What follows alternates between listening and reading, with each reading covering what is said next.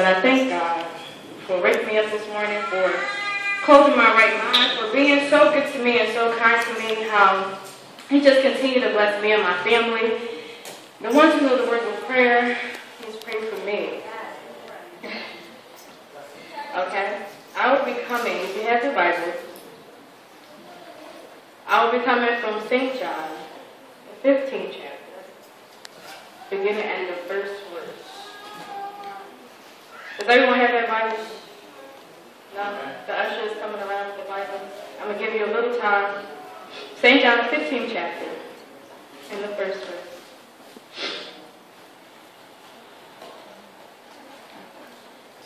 And it reads, I am the true vine, and my Father is the husbandman. Every branch in me that beareth not fruit, He taketh away. And every branch that beareth fruit, He purgeth it, that it may bring forth more fruit. Now ye are clean through the word which I have spoken unto you. Abide in me, and I in you. As the branch cannot bear fruit of itself, except it abide in the vine, no more can ye, except ye abide in me. I am the vine, ye are the branches. He that abideth in me, and I in him, the same bringeth forth much fruit. For without me ye can do nothing. If a man abide not in me, he is cast forth as a branch, and is withered, and men gather them, and cast them into the fire, and they are burned. If ye abide in me, and my words abide in you, ye shall ask what ye will, and it shall be done unto you. Herein is my Father glorified, that ye bear much fruit. So shall ye be my disciples. As the Father hath loved me, so have I loved you. Continue ye in my love. If ye keep my commandments, ye shall abide in my love, even as I have kept my Father's commandments, and abide in his love. These things have I spoken unto you, that my joy may remain in you, and that your joy might be full. I may go back to the 5th verse. It said, I am the vine, and ye are the branches. He that abideth in me, and I in him, the same bringeth forth much fruit, for without me ye can be nothing. And if I may leave with you a thought today, it will be stay connected. In St. John, the 15th chapter, Jesus calls and encourages the disciples to remain in him. He is the true vine. In this, he did not say that he is a vine. He said that he is the vine.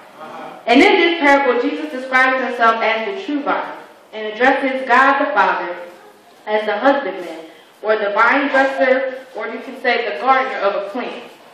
The vine dresser cares for each vine and nurtures it, pruning it the appropriate amount at the appropriate time, fertilizing it, lifting its branches from the ground, and taking measures to protect them.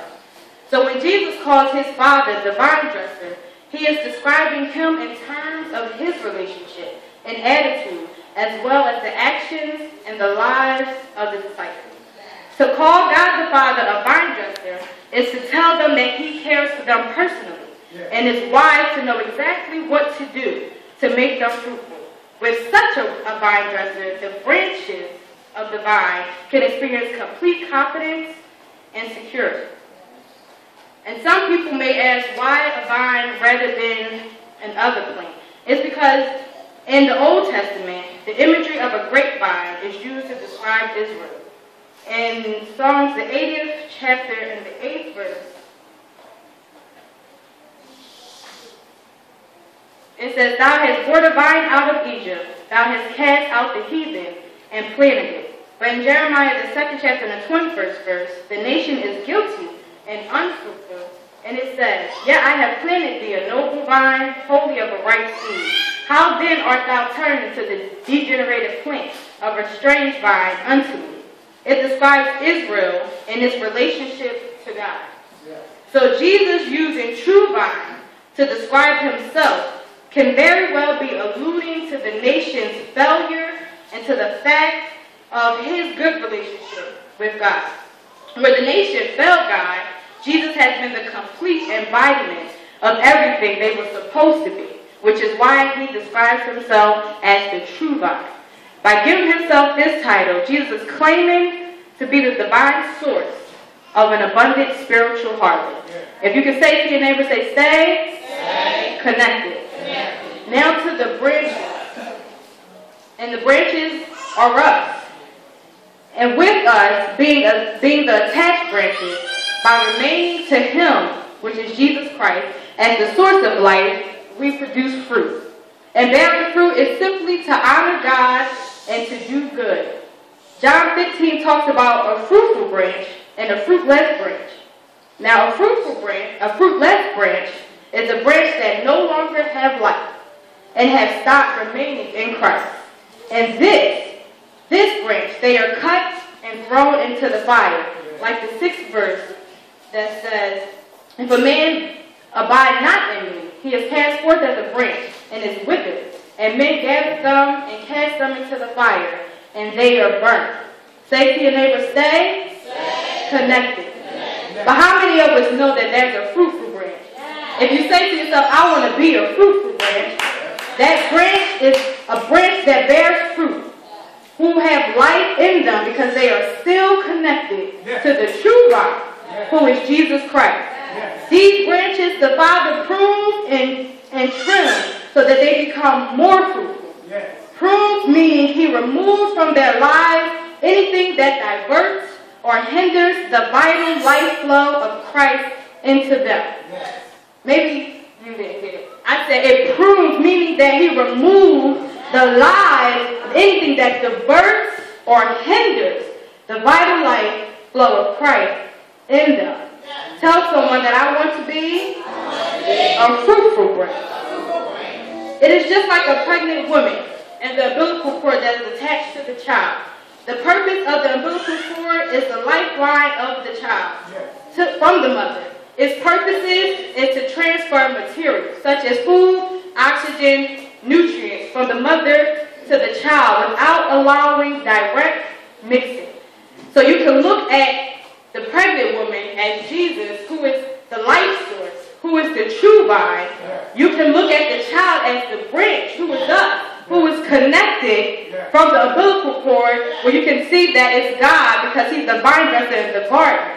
And He filters and removes all the toxins or anything that hinders us from the vital life flow of Christ. And it still amazes me how this cord is the lifeline of a child, how this cord filters the toxins from the mother to the child, and the child doesn't get any of the toxins from the mother. They only get what is needed, which is the food and the oxygen and the nutrients, so that that child can live, so that that child can have life. And it's just like God, who gave us Jesus so that we can stay connected to Him.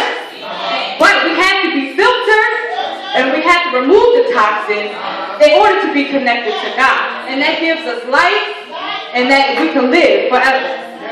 So say to your neighbor, stay connected. The 4th verse said, abide in me, and I in you, as the branch cannot bear fruit of itself, except it abide in the vine. No more can ye except ye abide in me. Just as the branch have life, only as long as the vine flows into it. So believers have Christ's life only as long as they are connected to the true vine, who is Christ Himself. You have to remain connected to Christ. How do we stay connected? We keep God's words continually in our hearts and minds and making it the guide for our actions. We must pray and we must obey His commands, remaining in His love and loving each other. We must keep our lives clean through the Word, resisting all sin and yielding to the Spirit's direction. We say stay connected, because without God we can do nothing, but with God all things are possible. The 7th verse says, if ye abide in me and my words abide in you, ye shall ask what ye will, and it shall be done. Anything that you ask in His name, not nothing, but anything that you ask in His name, you shall have it. So stay connected. It may seem like God's prayer is taking a long time to be answered, but stay connected. It may seem that everything is going wrong, but stay connected. It may seem like you can't beat a sickness, but stay connected. It may seem like you're all alone, but stay connected. Every relationship you may have seems distorted, but if you stay connected, everything will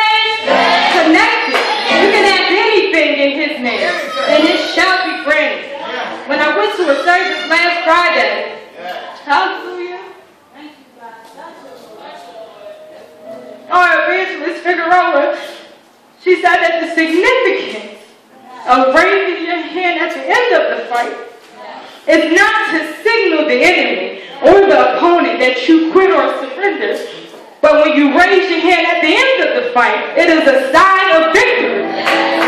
You are letting your opponent, you are letting the enemy know that you have gained the victory and God has won again. It's like the boxing ref. When the boxing ref at the end of the fight, when they hold the component's hand up, it is because he has won. He has gained the victory. And I just encourage you today that at the end of your storm, the boxing ref doesn't hold your hand up at the beginning of the storm. He doesn't hold up your hand in the middle of the storm, but at the end of the storm, at the end of the fight, at the end of your struggle, he holds your hand up because it claims that I have the victory and God has won again. It is the same as standing at the end of your storm.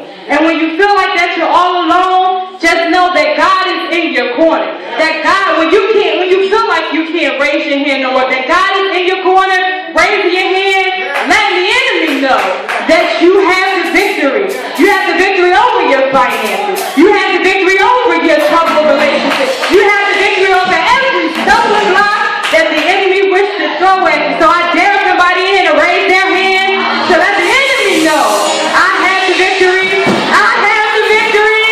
I have the victory. God has won. God has won. He has won again. Hallelujah, Jesus. And I thank you. Hallelujah. I thank you. And as I go back to my seat, our brother Dion said in one of his songs that if you are a believer, we serve a judge who has sentenced us to life. And he has sentenced us to life because we are chained to his will. We are tied to his word, and he has our life. For we are prisoners of Christ. And he says, there's no place that I'd rather be. I want to be a prisoner of Christ. But you must stay. But we must stay connected in order to be a prisoner of Christ. And at the end of the song, they have a chant that says, I'm yours, Lord.